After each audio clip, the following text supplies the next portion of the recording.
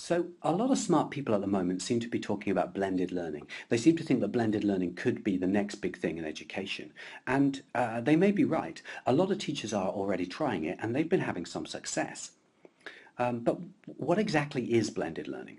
Well, in a nutshell, blended learning is a mix of face-to-face learning and online instruction. And as long as you have those two things in your teaching, you're doing blended learning. The key is to get the right mix for you and your students. Now, I like to think of blended learning as making ice cream and strawberry dessert. Now, both these two things are really good on their own, but when you mix them together, you get something even better. Now, here's a more concrete example. One teacher I know records videos of herself explaining maths theory, and then she posts these videos onto her school's learning platform. Because the learning platform is available online, her students can watch these videos when they're not at school. After they've seen them, they have to do a quick test. And the test is important because the report tells the teacher how well the students understood the theory. And this means that she can plan her next lesson accordingly.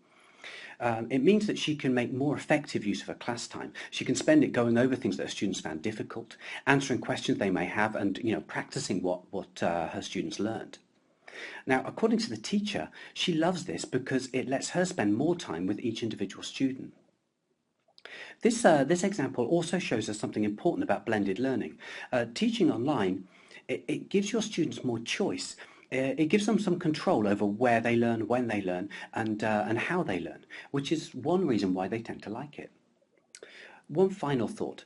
After hearing this, you might be thinking, but why is this so special? I've been asking my students to work at home using their books all my life. Isn't this the same? Well, yeah, it is essentially the same. The only difference really is that the online world is a lot more interesting and interactive than most textbooks.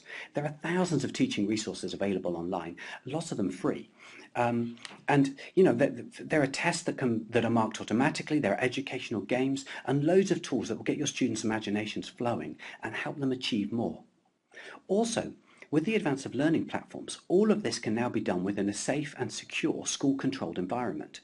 You can create an online learning environment that's only available to you and your students, so you know that they have access to what they need without having to visit any external websites.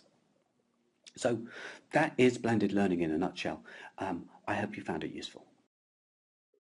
Hi, I'd like to show you some important web tools that are going to help us get to that point of a blended learning classroom this year. And a lot of teachers will be using this website I'm going to show you. It's from Obed Elsie's homepage, is a good hub to start. And the S, Schoology. You're going to be hearing a lot about that this year.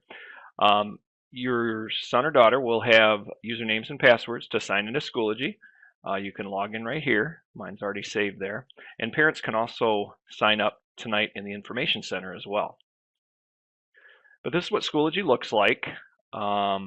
Basically, your son or daughter will have a similar view, even though this is the teacher view, but they'll go up to courses and they'll find their hour of science class or whatever class they're in throughout the day. But I'm just going to pick first hour, Science 1.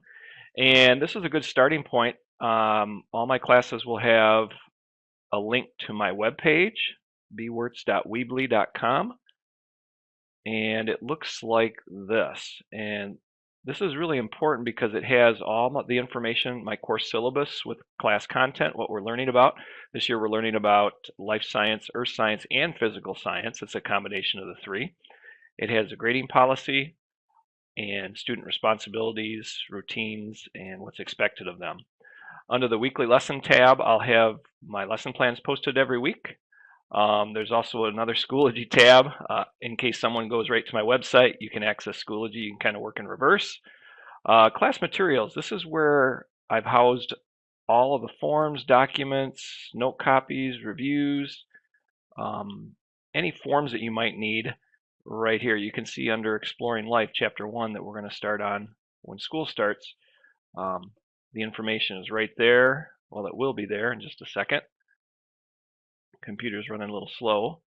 But those forms will show up here, and there's actually a download copy where you can actually save them to your computer at home or an electronic device, or even print them out. So that's a very important spot on my webpage. And then under more, I teach a STEM concepts elective class where we do Lego robotics and some other science activities. There's various links for projects we have bookmarked, a little about me, some science jokes, pictures, and then our Science Olympiad Club. I'm going to jump back to first hour, and there'll be different folders. Most teachers have organized their classes by folders. We'll do a daily science journal online where the kids will access that first thing, kind of to start to the lesson every day. And then they will have course content, like Chapter 1, Exploring Life. I don't have everything in here, but I have some things that we'll be doing, learning about the metric system and how that relates to science, and some other things I'll be adding here throughout the course of the first unit.